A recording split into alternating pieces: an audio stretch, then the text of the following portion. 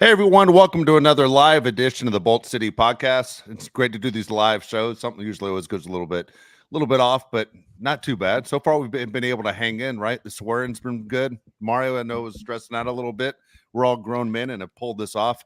Look, if you're watching this show, just to let you know, I am the guy that messes up the schedule. After I just yelled at all of you, again, I have messed up this schedule. So if you are live and you are watching, we really appreciate it. We aren't dodging you. It sounds like we dodge people and then we yell at them for missing the show. But again, if you subscribe, you'll know when the show's on. You give the thumbs up to us. We need that thumbs up. We appreciate that as well. But for today, as we're doing the show right now on February 28th, and we are live on a Wednesday, we will be live again next Monday as well. Okay, next Monday. And again, I told people it's Tuesday. Monday, we will be live again after this show. So I apologize messing that whole thing up. But Bolt City Podcast, appreciate everybody that's all in. It's I'm starting to get, guys, I don't know about you, but I'm starting to get the, hey, Chargers this, Chargers that. I mean, we're at the end of February and people are talking Charger football like never before. I mean, never before have I gone through an experience, whether it's uniforms, whether it's Jim Harbaugh, whether it's Herbert, it's the draft, it's the salary cap. And now, guys, it's the combine. Like, what are the Chargers looking at? What do guys look at in the combine? And, Mario, obviously you lived in Indianapolis most of your life. Was the combine a big deal living in the city where it happens? It is a little bit of a big deal. It's cool if you walk around Indy, you see a lot of big names. And if you really want to see big names, you really just go outside to this, like the most famous steakhouses in Indy. And if you just stand outside the door, you're probably going to see every big name in the NFL walk by. So like that part, and it's cool. I've gone to it a couple times. It's like my family and everything. My dad's like texted me like multiple times saying, "Hey, when can you go? When can you go?" So it is something that's like celebrated. It's something that people like really love to do. It's a fun thing. And once again, Josh, great host city. Yeah, dude, it looked like a really good host city during All-Star Weekend when it snowed and people couldn't get around. It looked really, really fun. Yeah. Yeah, but the court lit up. That was cool. Yeah, it did. It's really nice. You guys let Paul George do his podcast inside the arena. I mean, you guys got everything going on over there. Cool. That I was really against. Like, we're really like people. That's the side thing, but Pacer fans are really forgiving of Paul George when he really like crapped on the whole city and organization on his way out. But hey, what are you gonna do? Hey, Damon Lillard does it while he's still there, which is outstanding. I know it's an NFL show, but Damon Lillard ripping Milwaukee was freaking funny as hell to me this week. But so anyway, it's a whole other thing. But I don't get that, by the way. Pro athletes that rip the cities where the fans support them, buy their jerseys and buy tickets to games. I don't get it. So the Paul George thing, whatever else, NFL player, like no joke. If Austin Eckler leaves Los Angeles and goes to another team and comes back and rips the hell out of the Chargers after he accepted all their money, I'd have an issue with it. Like, dude, stop. And that's just the way my head works with pro athletes. So that's kind of crazy. Combine wise, though, honestly, Mario, when all those guys are doing their thing, I always wondered this because I watched it on NFL Network. When guys are running the 40, you're trying to catch passes. They obviously aren't even wearing their regular jersey number. They aren't wearing the college that they played at. How hard is it to keep track of which guy is which? Like, do they have up on the big board, like, Jim Thomas, Florida offensive tackle? Like, are you able to keep track the entire time when you're watching it in person? Yeah. Like they make it an event. Like, you're able to keep track of it, and like you're able to see who's who. The problem now that we'll get into obviously in the show is, it's not like Drake. You're not going to see Drake May doing the bench press, or Drake May, throws like some crazy balls. You're not going to see Caleb Williams do that. Like, it's usually the lower level guys.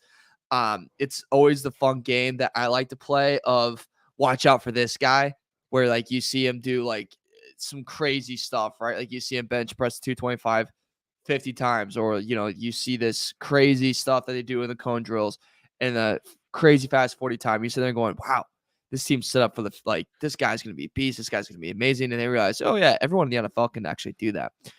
So it is an event. It is something fun to do. I wouldn't recommend like always going to it. These are fun NFL stuff. I feel like the draft would be a lot more fun. But Josh, I will say it's certainly an entertaining thing to do. And we should do a Bolt City combine one time, where we just all choose an exercise. Dave has no use of his right arm. So I mean, I've ruptured my bicep. I have no use of my right arm. We want to run back and forth and pick up erasers. You want me to do that? You want me to do that cone drill? Well, excuses are like buttholes. Everybody has them. They all stink, babe. I literally ruptured my arm in front of Josh. I got a witness. I'm making it up. Not dodging the combine. Yeah, it was really embarrassing for me. My dad can't even bowl without getting hurt. Okay, well, hold on real quick. Since we can't do it, which one would you pick? If you could pick any of those events, which one would you dominate in compared to us? You have to beat Josh and me. Which one would you pick, Mario? Oh, God. I know which one you could beat me in. Which do you see? What sucks is he was a Division I athlete at Bama. Like, I am really far behind. Jumping, can't jump very high. Oh yeah, yeah. You probably would have a better vertical. Wise, he'd probably get higher than you because he's so much taller than you. But you could probably have a better jump than both of us. Yeah, your vertical would be better than both of us. My vertical is not the best, but like, I mean, I'll take it. Trust me, no, that's not good either. I always tell people. I'm Division I athlete above the waist, got cut on the JV below the waist. So you probably could beat me out there. But I love the combine. I've always loved the combine. I always try to tune into it when it's on TV on NFL Network. I get a kick out of watching these guys, compete, obviously. But I am a little bit upset, Mario, that guys are kind of mailing it in. And I know we have Joe Hortiz comments we want to get to, but since we're already on this topic, let's get to it. Guys just aren't participating in the combine as much as they used to. I understand if you're a top pick in the draft, I mean, you got everything to lose and nothing to gain. Why would you do that? But it just seems like every year there's more and more guys that aren't participating in the combine. Does that upset you at all, or do you not really care? Honestly, I think it's to a point where I don't really care. I feel like at this point, you got to kind of think like what the player's thinking, right? Like, does it really make sense for Caleb Williams, Drake May, Malik Neighbors, Marvin Harrison Jr.? Does it really make sense for these guys? Like, we know what they're made of, right? Like, we know how talented they are. We know like how accurate they are with the football. Does it really make sense for them to be in this pressured environment to do that? I think it's stupid. I don't think they have to do it. I think it's shows more than enough to go through the film with the coaches and hear kind of like the psychology side of like what they're kind of going through. I think that makes a little bit more sense. But I say leave it for the guys that really, really need it. That makes more sense to me. Leave it for those guys that are trying to get drafted. Leave it for those fourth rounds. Leave it for the guys that really, really need it and go do it. Or, like Dave, we see the pro days all the time. And the guys are more comfortable in the pro days. They're in a freaking field or gymnasium where they've been the past 4 years, 3 years, or however long, and they feel more comfortable there. I don't think it's that big of a deal. Dave, I feel like you would be the one that'd be like, I think this is a problem. Oh, you couldn't be more wrong. You read me completely wrong. I'm not a combine guy. I think it's absolutely ridiculous. As you're sitting here talking about watching the combine in person, go, man, you see that guy bench press or you see that guy run the 40. I'm thinking of Larry English. Nobody looked better in shorts and a t-shirt than Larry English. And I think it's the biggest, most phony thing going. Someone wrote to us in the last show and asked us about what's most important in the combine. And I wrote back and 100% believe this. I want to see quality players playing against quality competition in a real game. Everything else isn't important to me. I mean, we all three of us at one time played high school football. Okay. How many times have you seen that guy that in the first 2 weeks is just like, man, you see that guy, that guy's this, and then here come the pads and here come the helmets. And all of a sudden that guy's a shadow and you forget about that guy really quick until you put the pads and the helmets on. That guy is a scrub. That's what Larry English was. Chargers got him in the first round, But look, when you play college football, I want to see quality players against quality competition in big time games. If you can get that is enough. These guys shouldn't have to do a damn thing. And look, this is a physical sport where obviously people live, less than the guys that play baseball. And to sit there and say, hey, we need to work out more. We need a senior bowl. And we need more combines, we need more work and stuff. You know what? If you want to say we're doing a combine to basically take measurements, give physicals, and do interviews, and that's it, that makes sense. I mean, we're talking millions and millions of dollars. But to put anybody through any workout where somebody could get hurt is ridiculous to me. There's a lot of things I really want to talk about that you touched on. I'll talk about the most disappointed I've ever been in somebody not participating in an event at the combine. When Lamar Jackson didn't run the 40 at the combine, part of me died that day. I was like, damn it, I don't get to see Lamar Jackson run the 40. But Sean McVay hasn't attended a combine since 2018. And there's other coaches that don't attend the combine So what does that tell you? If head coaches of these teams aren't going to the combine, how important is the actual combine?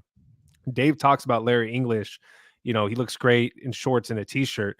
How about Quentin Johnston? He fooled us all. Actually, he didn't fool us all. We didn't want Quentin Johnston. We wanted Zay Flowers. When Quentin Johnston played against quality opponents, aka Georgia, what happened? How's that not a sign? And then he does the combine. He looks great in shorts and a t-shirt. Fantastic. To me, the combine is equivalent to when you're in high school and there's those 7-on-7 tournaments, Mario. And that one team just looks awesome, right? Because they have no pads on. You're like, this is a team you're going to watch out for. Then when you can hit each other, that team's no good. So that's what the combine is to me. I hate that you have guys participating in the combine doing events that do not matter. Why would I care how much an offensive lineman can, or how high an offensive lineman can jump? What does it have to do with anything? Get rid of that. Okay. Why do I care how high a quarterback can jump?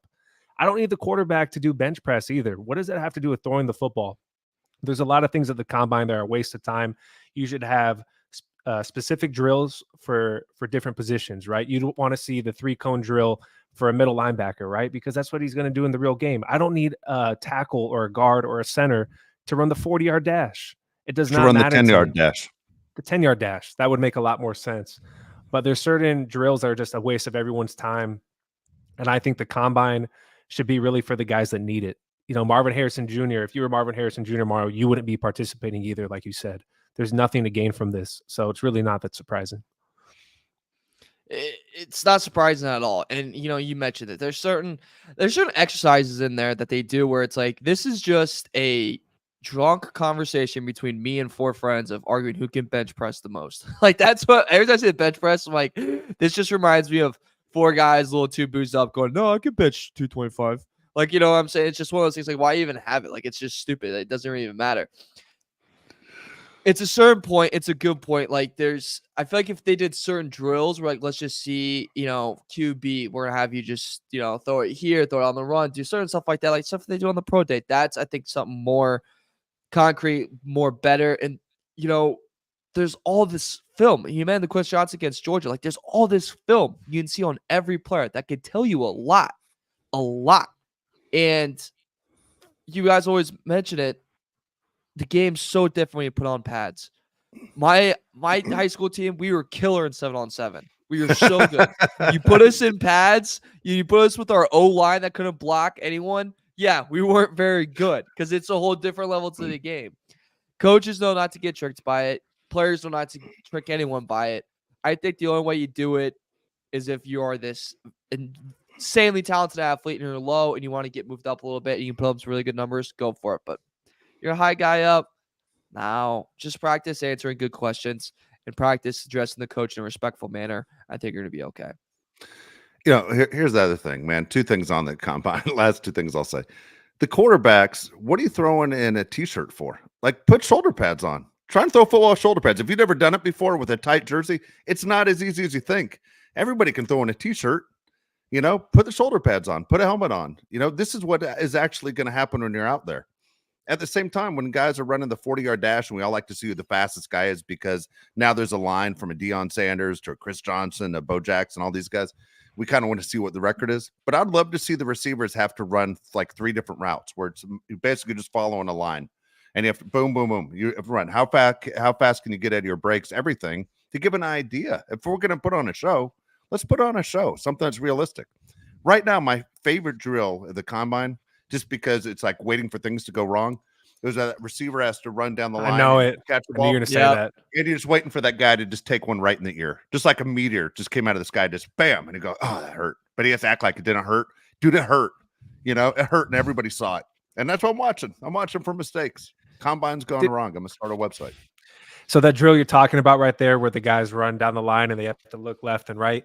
I just watched it on Twitter actually yesterday. Quentin Johnson looks freaking awesome. I'm like, dude, where is that? Where was that? The guy is That's using the problem. his hand. Chargers only have 1 quarterback. We need more quarterbacks on the field throwing balls. Yeah, that's what the problem is. It's just funny. Mario, do you want to get into the quotes from Joe? Oh, yeah. What do you got? Yeah. So we'll dive into the quotes from our big man, Joe, who's live in Indianapolis right now, probably at a steakhouse or about to head to the steakhouse in a couple hours. All right. Some of the first ones that we'll dive into. This one I wanted to hit on. So he was asked questions about like the guys. Obviously, we have a lot of guys with contracts that are up there in age, 30 and up, are getting pretty expensive too. And interesting comment that he made was he says you also have to look at the production that they've had and that you expect them to continue to have. I think those are the things you have to weigh. Just one, what stands out to you guys right away from this? I feel like a professor in a class right now. But also, like, does this change on who you think is kind of like safe and not safe? And to go along with this more, to kill, I'm sorry, of any hope that anyone's like, oh, the full team will be back together next year. We'll be good. He also said, I have no choice but to get under the cap. So I can promise you that we're going to do that. So one of you guys' favorite players is definitely gone. Sorry to all the Charger fans. So Josh, I'm going to hit you to it first. Does this change anything of how you feel on how certain guys will be handled this offseason? Okay, so I watched the press conference yesterday on YouTube, and my initial reaction was Joe is a no BS guy. And you're probably thinking, well, he's the GM. He shouldn't be a BS guy. I feel like there's a lot of GMs in sports that are BS guys where they're going to tell you one thing to your face, and then they're going to do something else behind your back. For example, the Padres GM, AJ Preller, I think is a complete BS guy. Joe Hortiz, when he talks to me or talks to everyone else, I literally believe everything he says, Mario. Maybe I'm a sucker, but when Joe Hortiz says Austin Eckler's, very good player, we're going to allow him to look at other options. To me, I'm hearing Joe Hortiz say he was a great player. Now he's going to be somewhere else. I don't think Austin Eckler is going to be at the Chargers yet. I feel like you got to read through their quotes. Also, driving me absolutely nuts, Mario, that you can hear his answers, but you cannot hear the questions. I was like, what the hell was the question? It's like, can we get the mic out there? But Joe Hortiz, my initial reaction, Mario, was he's going to take the best player available. People on Twitter were saying that means they're going to get Malik Neighbors. Even though we want Brock Bowers, I'm not going to cry a river if they get Malik Neighbors. I think Malik Neighbors is freaking awesome. But just because he says he's going to get the best player available, I don't think you could pencil in Malik Neighbors. Is that how you feel too, or did you feel the opposite? What do you think, Dave? All right, I may answer that question first. Best player available doesn't mean to me wide receiver at all. I mean, best player available could be offensive lineman. That's fine. I understand that theory. When you're saying best player available, it means there are a ton of holes. I think when you look at the general manager situation and look at Jim Harbaugh's situation, they got to basically build a foundation, right? And as much as like, let me ask if you guys were GMs, I'll just say how I'd think. All right, I got to build the offensive line. I got to build a defensive line. I got to get a quarterback. I got to get a wide receiver. You start going through all the positions. And then now you're just spinning plates of which guys are getting old, which contracts are expiring, and you're just doing the process over and over again, and you're just trying to keep everything above line. And so where he comes into a situation is hardly anything's above line. You know what I mean? There's so much that is down below.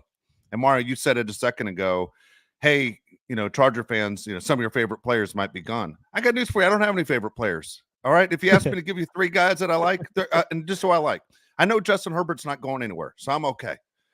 I like Keenan Allen. I don't think he's going anywhere. I like Rashawn Slater. I don't think he's going anywhere. Everyone else can go. Like, I'm not going to lose any sleep on anybody leaving. Actually, I might gain more sleep if certain guys do go. If Joey Bosa's gone, I might have a party. You guys are all invited. If you know where I live, you're welcome to come on over. All right.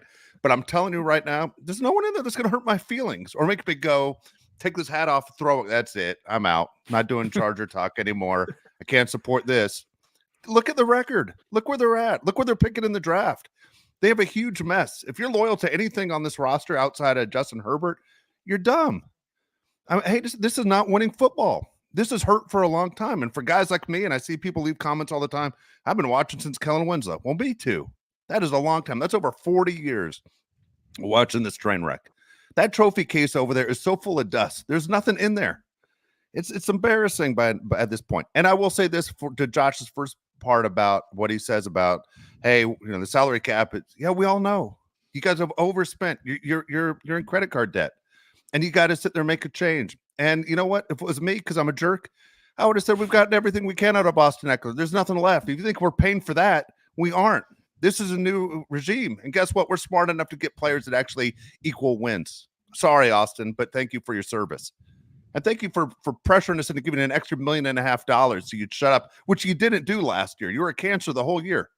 So bye. There's a new sheriff in town. Where's my cowboy hat? And then I'll walk out. That's what I would do. Yeah, I mean, hard to follow that one up there, Dave. That's some of your best work. I get angry. I start going. I want to shut up. I completely agree with you. Josh, I'll go back to something that you said. He is a no BS guy. And, no GM, no coach. You got to read through the lines of a little bit what they're saying. And I think it's so obvious. He says Austin's a free agent. And obviously that's something that he's got an opportunity, and we're working through that. That just so screams, oh, he's gone. He's so gone. And then after that, he goes, but these guys have an opportunity. These guys are currently on our roster. They have an opportunity. Just sell the house, baby. It's gone. Like, I'm sorry. Be here in the summer. Like, you're gone. He's a no BS guy. I think it's clear that he has a plan. I think it's clear that, and we've seen it through this all. I am happy to have Harbaugh. I'm happy to have Herbert. Those are their two concrete things in LA. Those guys don't have to rent. Everyone else might have to rent because there's a lot of changes coming to this fall, to this team. And you know what? I'm all for it because whatever the strategies that the Chargers been doing has not been working. It hasn't been working at all. I am really curious, though, because when talking about Eckler, he says the running backs are important for our offense. I truly believe that. I've been in Baltimore for 26 years, and running backs were extremely important. And certainly in Jim's offense, Greg offense, it will be. Josh, that just makes me excited to see what they do next at the running back position because I think there should be some excitement there. When you say excited, do you think they're going to get somebody in free agency? I think draft. Okay. I think free agency, they go towards center. I think center is the spot where they'll kind of maybe center and corner. Yeah. Shout out Corey Linsley for restructuring his contract because he didn't play it out. Shout out to him. He didn't have to do that. Yeah, I agree. They're going to go through the draft. You said right there that he appointed to, when he was with Baltimore, running back was a huge position for them. And if you watch the Ravens for the last 20 years, you know that's true. I love Mario that he keeps talking about the Ravens. He could be like, I'm with the Chargers now. I'm going to do my own thing. Screw what happened with the Ravens. But no, he'll point everything back to the Ravens. We did things this way. We did things that way. And that's why I was brought here, because I listened to Ozzie Newsome and the structure that they had with the Ravens. I'm going to bring that same structure here. I love that he keeps bringing that up because, like I just said, he could say, I'm going to do my own thing. I'm Joe, the first time GM. I'm going to do it my way. He's going to go, no, I'm going to bring the same thing here. So I love that he keeps pointing to that during his press conference. But Joe Hortiz, when he's talking about the running back position, I believe him there too. Like I said, I believe everything that he says. The running back is going to be a big position in need for the Chargers. And you're going to need a running back that's going to be productive because Justin Herbert cannot throw the ball 50 times every game. And he can't be throwing them 15 times to Quentin Johnston. I want to read a comment right here. The Shield 1960. He says, Quentin Johnston's awesome. Sorry, you can't see it with your remedial sight. You can't see. I have two eyes. I watch all the games. You cannot see. You see something that nobody else can see. Quentin Johnston doesn't do anything for me. I hope he proves me wrong. But I really think, Mario, they're going to take two running backs in the draft. How about that? Maybe one a free agency, one in the draft. We're going to get a whole new backfield because the guys that we've had, Josh Kelly included, are not it. No, they aren't. I mean, the running back situation, I know everybody wants a big name. Look, if you can play, you end up with a big name. That's all that matters. You don't want to be that college football star and NFL bust. I always love the clip of guys when they get drafted and they show the fan base the day of the draft and what the reaction is, because when the fans freak out, the Patrick Mahomes one is great. When Patrick Mahomes gets drafted and you see the Chiefs fan base just boo and lose their mind, and then all of a sudden, guess what? The guy's a Hall of Famer right now. He keeps going to the Super Bowl, but they lost their mind. Fans don't know what they're talking about on this. Look, Josh and I, Alabama fans, everybody knows it. Jahmyr Gibbs was fine at Alabama. Jahmyr Gibbs is a better NFL player than he was as a college football player. And you sit there, and I guarantee there are Lions fans going, wait a second, we got Montgomery, and you're getting Gibbs or whatever the order was. And people, I guarantee there are people who are upset, thinking these are the Lions being the Lions. Jahmyr Gibbs that high? Nobody had Jahmyr Gibbs that high.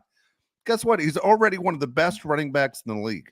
And I trust Joe Hortiz right now. And look, before he's even hired, all three of us talked about how we admire what the Ravens do. The Ravens are a standard. The fact that the Chargers are lucky enough to now have someone that has an idea of what they're doing, and the guys that were there, I understand Telesco's gone, but John Spanos is there. For John Spanos to step aside, This is really big for this organization. This isn't just us trying to hype you up. We don't get anything out of this. We don't work for the Chargers. This is the real deal of things finally moving forward. So when you talk about that empty trophy case, let's fill it up. Let's fill it up. It's been sitting there since 1960. Yeah. Spider webs in there, baby. A lot of spiders living there. That's where Spider-Man came from, funny enough. I think too, the thing that excites me, and this is an approach that we kind of hinted at earlier, an approach that I just really want to praise. And I think it's an approach that the Lions really took last year's draft. And look, I crapped on that draft, by the way. Like, hand up, I made fun of it. I thought that was stupid. I was like, you're taking a running back that early. History. Yeah, Jahmyr Gibbs. Yeah, Laporta's great. The I can't remember the linebacker that they got was great. Like, it was they did a great job. Campbell, yeah. But I think Brian that Branch. approach. They got Branch. Okay, too. but Oh my God. It's like we the were 70s always high on Steelers. Branch show. This was a Branch show. This was a Branch show. Yeah, we were 100%. always high on Branch. Anyways, I think there was the approach they took, which I love, and the approach that we're gonna get into is like literally what's the best football player on the board? Like, as long as it's not a quarterback, just take it, because everywhere else like could always get a bump up, and that's the part that I really respect. It makes me really excited. Okay, so if you were to take quarterback and you were to put him with the rest of the positions, forget needs, where would the quarterbacks fall in this draft? I don't think the quarterbacks are as high as everybody says they are. And you have to draft the quarterbacks first in the draft because you need to have a team with a quarterback.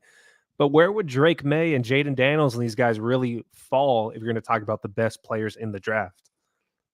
That's my question. Like, I think the Chargers are going to end up with possibly the best player in the draft. Marvin Harrison Jr.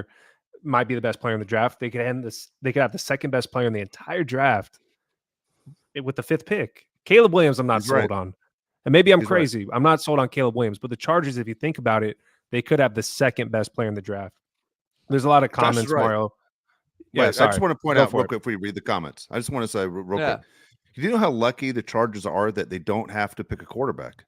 I mean, seriously, everyone else is basically burning that first-round pick for a quarterback. Whether there are obviously a bunch of teams, half the teams in the NFL right now are not happy with their quarterback situation.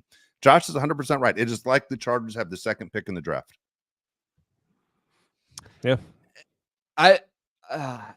It's one. I think there's nothing worse as a fan that every year you have to sell yourself on this new like quarterback prospect. And there's also nothing worse of when you don't know if you really have the guy and then you're going to the draft going, God, that guy's gonna be better than our guy right now. Like the Titans are doing right now with Will Levis, where like some of the mock drafts show them not drafting a QB. Good luck with that. You really think Will Levis is better than these guys? I would take a lot of these guys over Will Levis. But that is a blessing in disguise that the Chargers are in right now. Like, thank the freaking Lord we're not in this era of QB and QB that. And I'm going to hold my stock in Caleb Williams, by the way. Hot take, I'm holding my stock. Hold that thing like it's Apple in 82. But you like Caleb Williams? I'm staying on the verge of I like Caleb Williams. I think he's going to be a very, very good quarterback. I think he's going to be an all-pro quarterback and have a very long, successful career. I will stand by that. I've heard a lot of hate towards him. A lot of hate. I get it. But like I hear too much where I'm like, you know what? I stood on my take last year that he would have been the number 1 quarterback taken off the board if he was in that year's draft class, and I'm gonna stand on it. Double down. A year ago I would have taken him too. You know, but then when I saw him crying in the front row sitting on his mom's lap, I was like, I'm out. I mean, okay. We have some starred comments. Let's get to these real quick. This one comes from Kai, and Kai, I cannot pronounce your last name. I think you're probably Hawaiian, my friend. Kai K. I'm just going to call you Kai K. He says, how do you guys feel about Alohi Gilman? Alohi. How do you say his name? I screw it up every time. Is Alohi or Alohi? Alohi, right? Yeah, I think so. Yep. I just say Gilman. Gilman. We say Gilman around here. I like him, dude. He is one of the few players on the Chargers to me that brings that edge to him where you don't know where he's going to be on the field, but he's going to knock your head off. He's the guy I would like for the Chargers to have for the next few years at least. I'm a big fan of his. One of the few guys I think also that comes to play almost every game. I can't say that about anybody else on the defense besides Khalil Mack and not even Derwin James last year, but I feel like Gilman was one of the most consistent players. I like him a lot. I'm a big fan too. I'm a big fan as well. And there's nothing negative I have to say about him. Just again, more playing time, more seasoning. Hopefully, becomes even a better player for the Chargers in 2024. Yeah, I think he's gonna just blend in well for the Chargers, and he's gonna blend in well into that defense. Like I think Gilman's a guy that I want to be in the Carolina Blue, and I want him on that team. I want him. He brought the edge. I'm gonna call it's Carolina Blue. I want him to bring that edge to that team. And I want him on that field every single time. So give me Gilman back. Let's see what he can do. Okay, let me direct this one towards Dave. It comes from Young West. What do we want to do at corner? We literally have Asante and a bunch of nobodies. Amen, my friend. I couldn't agree more. Dave, is there somebody that you want at corner? I think we're going to have a better idea to answer that question in the next few weeks when you see guys who are basically let go by teams, and you're seeing which guys are free agents, which guys you never know that you pull things off in trades. But as I said before, I prefer to build the defense unless it's just that freak college player. Where the Chargers are right now, I'd rather see the offense being built through the draft and see the defense built through free agency and trades. So I can't answer because I just don't know what it's going to look like in a couple of weeks. I imagine it's a free agency move. Gilmore's out there that you could possibly get. So I think that's something that you can do there. Like I said, unless you fall in love with someone at corner in this draft, which can be possible, I just think there's going to be other areas they're going to try to hit. I think Gilmore is a good rent for a year and just try to get the most out of. There was something Hortiz mentioned yesterday of how like you got to find guys that can give you a little something. Joe, it's what he mentioned yesterday. Don't be mean about the speech impediment. Don't be mean. Don't be mean. Don't be mean. Josh, don't be mean. I'm sorry. Yeah, you're good. No, it's he mentioned he's like, you gotta be able to find the guys we can. There's still have a little bit more to give. I think Gilmore's a guy that still has a little bit more to give. Disappointed last year with the Cowboys. I'd be pumped to see him in the Carolina Blue. It's Carolina Blue until March ends, or until the Chargers win more than 5 games. True. So in these mock drafts I'm looking at, I've seen as many as 7 corners projected in the top 32. I don't think there's any way in hell there's 7 corners drafted in the first round. My point being is this is a really deep draft for corners. I think it's definitely possible the Chargers could trade the 5th pick back a little bit, back a little bit, get Brock Bowers, and then get one of those top corners. Big Alabama fan, obviously. There's 3 guys with Alabama ties that are projected in the first 2 rounds. You have Terry and Arnold, really good corner from Alabama. You got Kool-Aid McKinstry. He's a 3-year guy, big-time corner. And then you have Kyrie Jackson. Kyrie Jackson is a guy that transferred from Alabama to Oregon, and he's a solid player too. So I've watched all 3 of those guys for a long time. We got Cooper DeJean, who's getting a lot of headlines from Iowa because he's going to be the first guy in a while to play corner. I'll just stop there. But he's another Quinton Mitchell from Toledo, believe it or not, is getting a lot of hype. A lot of people aren't watching Toledo football, but he's getting a lot of hype. A lot of people are saying he could go a top 20 pick. Yeah, I think there's a lot of corners that could go high, but I think the Chargers could end up with a big-time corner and then Brock Bowers in the first round. I think it's definitely possible. So, Mario, there's a few comments for you here. I'll go to AK. Says, so I have a question for you, Mario. Be honest. How many wins will the Bears have if they get Caleb Williams? I say they get 6 wins. Hold on. So that 6 wins? Yeah. All right. What are you saying that? No, AK said that. Are you saying that too? 6 wins? No. AK says he thinks they're going to get 6 wins with Caleb Williams. Okay. Sorry, it's something that cut out. All right. First off, 6. Probably. I would say. I bet they're over under. I haven't seen it yet. I bet it's probably around 7.5. Going into next year. Look, if they get Caleb Williams, and let's say with that second pick that they have, that they're able to get their hands on, let's say Neighbors drops down and they snag him there. Let's say Rome's drops down, they snag him there. So that's a quarterback that you have with the second option that's pretty good right there. And then you have an offensive coordinator that brought back Geno Smith or helped bring back Geno Smith in that matter. I think looking at their schedule, so they play the Jaguars, they can win that. Titans, they can win. So let's say we're at 2. Panthers, they have win. They're at 3. Patriots, they can win. So they're at 4. Seahawks, it's a home game, so I'll give them that. So that's 5. Minnesota, I'll be fair. Take that L. Los Angeles, I'll take that as an L. Minnesota Vikings are going to win at home. Detroit Lions are going to win at home. So right there already, AK, I count 7.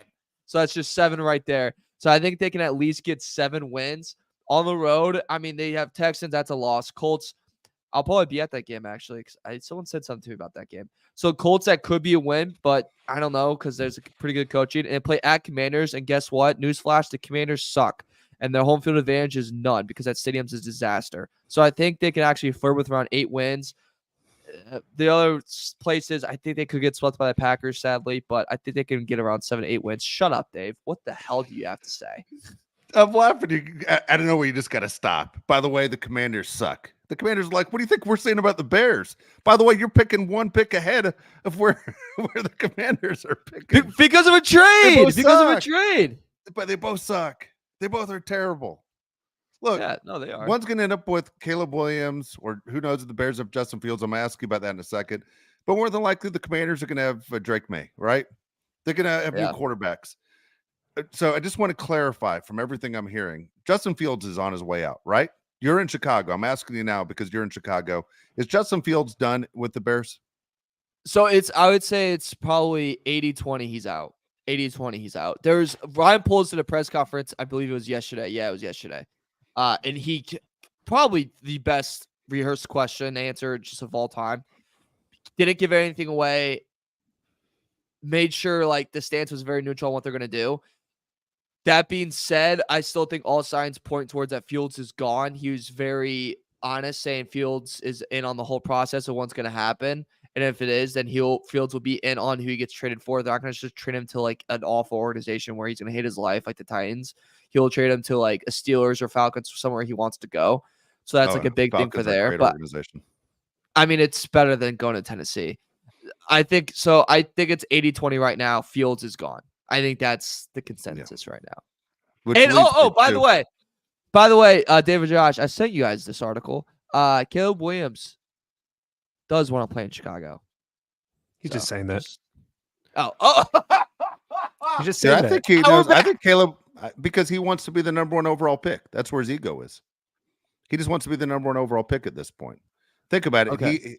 Now look, if he went to the Commanders, he's obviously very familiar with their offensive coordinator, right? Yeah. He would be his college guy. You would know, exactly the system, everything that's going on. But at the same time, where he's at right now, I think it's ego. I think everything is about brands and marketing with Caleb Williams, which is fine. I'm never, bad on an athlete that does that. All I know is when Tom Brady was winning all those championships and beating Peyton Manning in most of those playoff games, Tom wasn't doing commercials. Peyton was on my TV all the time. Tom was like football first. I'd like to have a quarterback that's football first. And that's what I'm going to say. I will say my favorite quote of the week, and it was the most honest thing said all week long, was because there's rumors Justin Fields is going to Atlanta. You're hearing that more than even the Steelers, but you're hearing Justin Fields going to Atlanta. Is Raheem Morris, who was just hired. He goes, look, if the quarterback play was better, I probably wouldn't be here. Dude, he's 100% right. Arthur Smith's like, hell yeah. Dude, it's true, right? I mean, we talk about it forever on this show. The quarterback play for the Falcons has been awful. Justin Fields a chance to go back to an area he's familiar with. He might have success, Mario. Would it hurt you to go, oh my gosh, I told those guys he was an all-pro. Look at him now. I mean, it would have hurt. And I like it hurts already. I'm really high on Caleb. I'm really high on Caleb. I think Caleb's a smarter move. So like that, I'll catch him fire for. I agree with you. It is the smarter move. Yeah, if I was the Bears, I'd pull the trigger on it. Yeah, it's a smarter move. Mario, do you want to get to the more comments, or do you want to get to the report card? You want to say that for next show? So we can do the report card quickly, and then what? I'm looking at the comments here. Preston, can you see this? So this guy lives in Chicago and has the Chicago helmet. This guy's on the wrong podcast. I told you to take that goddamn Bears helmet down. You mean, okay, first off, I'd just like to say, as soon as my good old Papa Heron saw that I had the helmet on right here for all you people that are coming at me and there's dust on, I really need to dust that thing. He was like very emotional. He goes, hey, that's in your, like, thank you for putting it in there. Like, I was very, like, that means a lot. Like, he was like really pumped about it. So, yeah. So, and he said to me right next to Hardball. Yeah, I almost cussed. So, I know you did. All of you guys are giving me crap for that. No more free Bolt City merch for you. And that was going to come your way. But now you're going to get charged $40. just so everybody knows, because Josh and I've given him a hard time about this Chicago helmet. It was a family member gave it to him. It's sentimental to Mario. Before we even started this show a couple of years ago, trust us, we did the Charger test on Mario to make sure he was all in. Guy had a LaDainian Tomlinson poster right behind his head most of the time. Now it looks like it's all Chicago, but of course he was all in. So trust me, Mario is a Charger fan. It just doesn't look, the optics don't look good. I also, Brandon Hannon, yeah, I need to get 5 Bibles. You are right about that. I am going to get, that's going to be a good bit. I'm totally getting 5 Bibles behind my shoulders. All right. Dude, let's get to his final productions because I really like this question and then we'll go to the grades. Does that work, guys? Yes, sure. All right. This is just something that I find really interesting. So do you guys think the Chargers players did that Raiders game on purpose to get Staley fired? I just thought this was a funny question. So just what do you guys think? Because I just love, like, let's just play conspiracy. That would be something else, wouldn't it? It's hard to get everybody to be all in on something that's that crazy, but it is pretty funny. That's a great question right there. No, I do not think anybody ever throws a game. Put it this way, I don't ever want to know if somebody threw a game. Like, I love sports so much. If I found out somebody threw a game, it really would bother me. That's why I have no time for the Pete Rose stuff or anyone else that, you know, is accused and gets in trouble for throwing games or shaving points. It's the worst thing about sports. That scoreboard is the reason we watch. If we know that scoreboard is basically predetermined, why would we ever watch sports? I'm a karma guy. I'd like to believe in what Dave just said, that if you did throw a game, it's going to come back to you. I think the Chargers just were bad. I don't think Brandon Staley had a good game plan. He had a big reason why they got lit up that day. But I don't think anybody on that team can say, I can afford to suck today in front of everyone in the nation. There's nobody on that team that was any good. You need to be on a team next year. You can't just throw a game like that. Yeah, it's Josh, way too hard. Sorry, Josh, you going to read that question right there? From Eddie Ramirez? Yeah. All right, Eddie.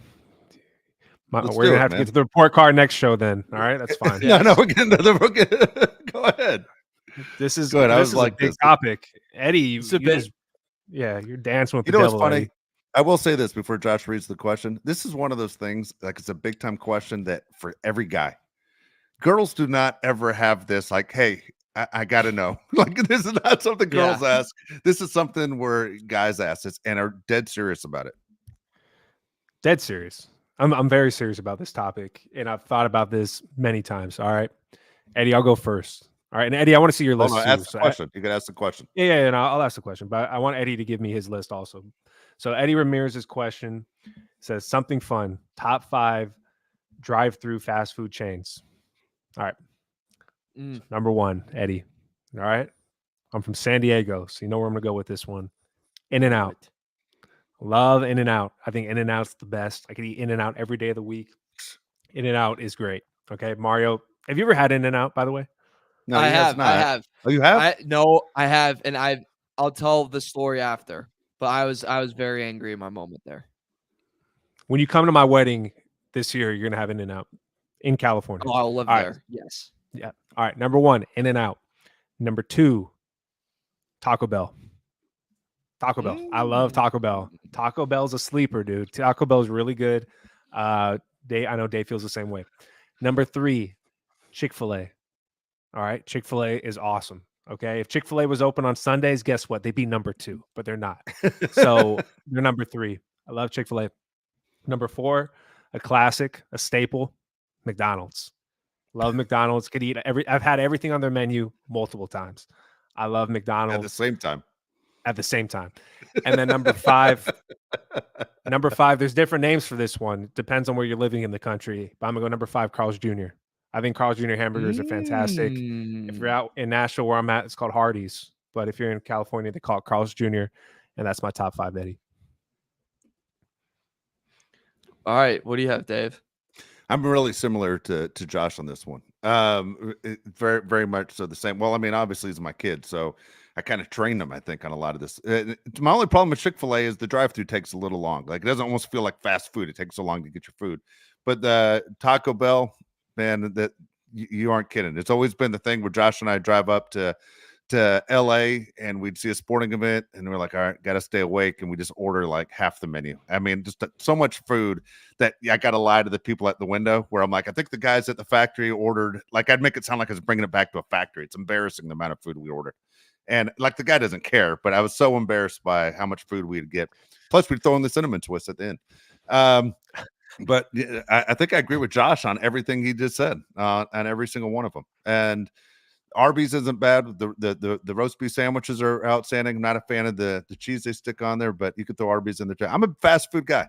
Literally had this conversation with a friend of mine today, because we both talk about eating right and everything, and I don't go and do all this stuff as far as fast food places all the time. I don't consider In-N-Out fast food, but we'll put it in there because I love it. So I was saying, hey, no, it's not.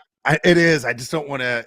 Like, I look forward to it. Like, if you tell me, hey, we're going In-N-Out, I'm like, hell yeah. You know, in my mind going, it never disappoints. I could have it at lunch. I could have it at dinner. It's great. But I told a buddy of mine who's older than you two, I told him today, I said, look, do you eat any of this stuff? He goes, I don't eat any of this anymore. And I said, but do you drive by it and think about it? He goes, yeah. And I go, yeah, me too. Like every day I drive by one of these places and I think about it, going, oh, how great would that be? Like if I just got to the point in life where I just threw in the towel, like, that's where I'm going. Like I think all the time, think about it all the time. It is like you walk by, it's an ultimate temptation. It's like you're like driving, you're like driving by it and you're like, oh God, you look pretty, don't you? Dude, you look sexy. You know, there's a Taco Bell across the street from where I coach high school baseball, and every time I'm like, do I make that right turn? Do I go in there? And then I drive by. And, yeah, I'm like the alcoholic that turns down the shot of whiskey and just walks out of the bar. I just keep going. Yeah, you drive to the liquor store just for the temptation.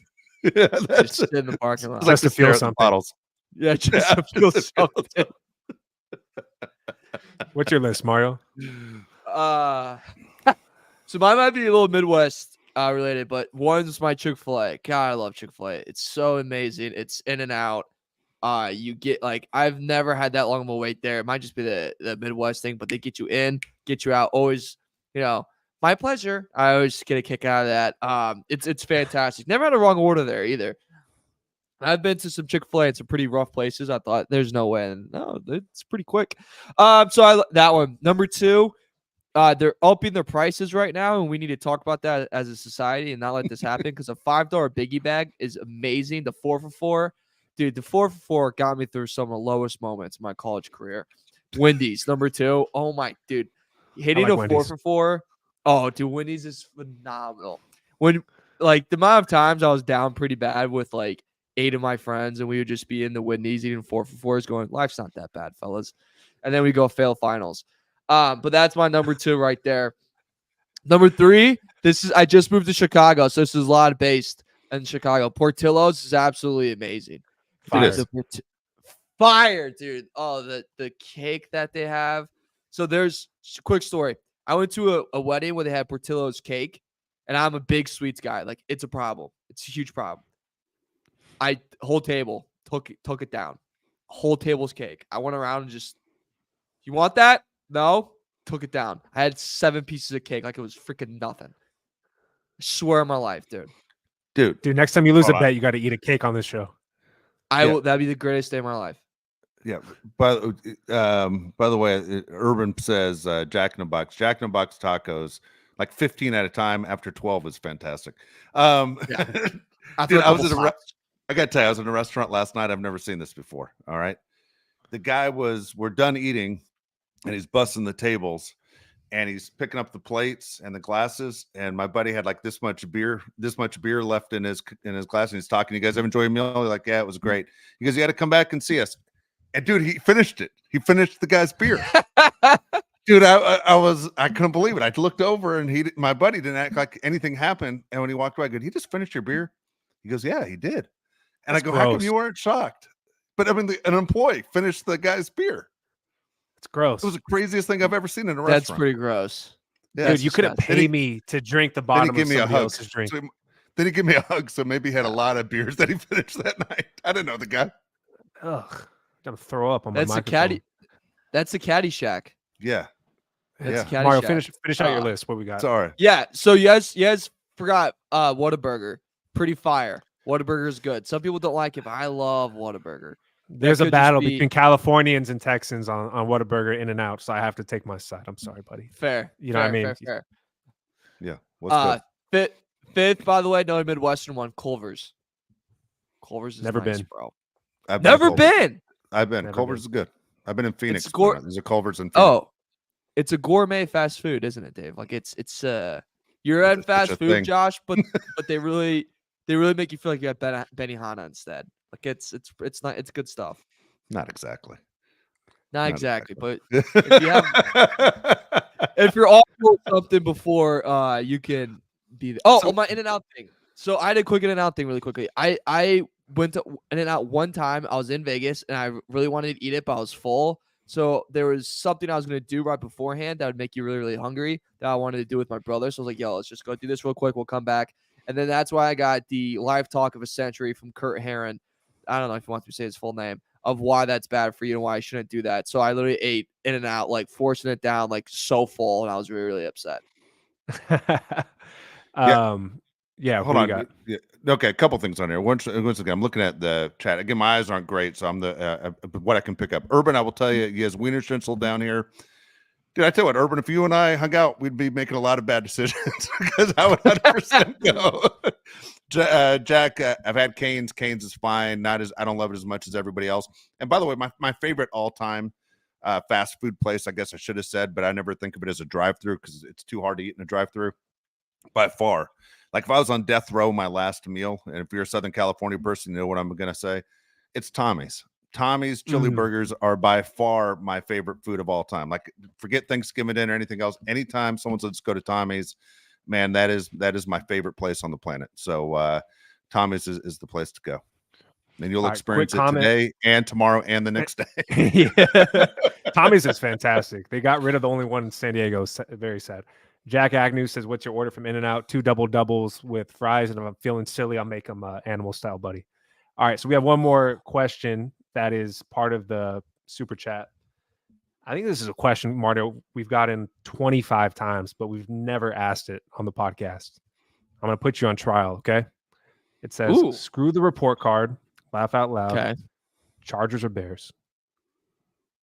Is this to win a Super Bowl? No. Who do you like more? This is from Epic Bro. Okay, let's do this, Mario, to set it up for you the right way. You have one TV. You can't change the channel throughout the game. But they're both on. You got to pick the game before it starts.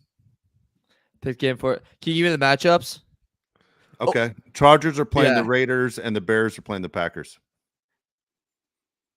Oh, the chat's about to go insane for this. But if you give me that, it's the greatest rivalry in all of sports. It's Bears Packers. Change the Raiders to Chiefs. With probably Chiefs Chargers then. Chiefs Chargers. Yeah. Chiefs Chargers. But the Bears Packers will always be how I grew up, where I grew up. There was the Devil and there was the Green Bay Packers and the Duke Blue Devils. So those were the three. So if that game was on, everything else was turned off in the house and there was anger at that day. That morning, my dad hit me. I'm kidding. He didn't do that, but I'm kidding. Get it. But there was a different blood in the air. There's blood in the air on those mornings in the Heron household. Indianapolis, Indiana. Super chat for the address. Yeah, think how many times it went wrong. I mean, that's why as you're talking about this, I'm like, the Packers always won. Yeah. It wasn't fun. It wasn't. This wasn't great memories. Like I remember I really do remember we're sitting around watching a Sunday Night Football. Like it was 2006 year when they went to the Super Bowl. Like, God, they're gonna whoop their ass. And Grossman threw like 4 interceptions and they lost to the Packers. And you're like, even in this year, we still can't freaking beat them. Like, oh, disgusting. Not a lot of happy times, but UNC basketball is really good. There you go. I don't know. All right, Josh, I'm going to throw one at you. If you could only watch one game on the Chargers schedule, you can only watch one of 17 games. Which game are you watching? Chargers in Arrowhead. To me, the Chargers can't be considered a contender until they finally win a game in Arrowhead. I mean, you could switch it for Chargers, Chiefs at SoFi. It doesn't matter. We need to beat the Chiefs, man. I'm tired of losing to the Chiefs. Mahomes is what the Mahomes is to the Chargers what Rodgers was to the Bears. Like we need to take this guy down. And to answer the question also, you can give me Chargers versus the worst team in the league. So you go Chargers, Panthers, or the best game of the weekend, whatever, whoever the two best teams are. You go Ravens, 49ers. I'm going to watch the Chargers versus the worst team. So we got the real fan over here. I'm right here, guys. And I'm watching Chargers no matter what. Yeah. Midwest. There you go. Midwest. What are you going to do? All right. We'll be back on Monday. Okay. Right. I got this correct. We'll be back on Monday. I messed this up. I apologize again. We'll try and get Mario straight over the next couple days. Come back, understand who actually supports him. The Bears have never done anything for him in his life, but at the same time, we're going to get Mario right. He is a Charger fan. I promise everybody, even though everyone's extremely angry with you right now. So we'll get everything on the right page. Again, if you have a question and you want to write it in the comments underneath, that's absolutely fantastic. Everyone participating today, that was a lot of fun. We kind of went off the rails when we started talking fast food, but who doesn't love fast food? If you don't like fast food, you're listening to the wrong show, because these are three guys and I absolutely love it. Again, if you're listening to the Bolt City podcast, the Odyssey app, that's awesome as well. But YouTube, the comments are great, man. I know Josh and I and Mario, we look at them throughout the week. So continue. If you watch the show at a later date, please leave your comments. Please, the like button, that thumbs up means a lot to us. Subscribe, all the things we tell you to do all the time. But Mario, here we go. Give me the thumbs up. Okay. Mario, you going to give the heart sign to everybody too? Oh, yeah. We got to wait. You can't go two at a time now. Yeah. That's to all the Bolt City listeners. How are you guys? Love you all. There we go. So for Mario Heron, Josh Palais, I'm Dave Palais. We'll see you on Monday.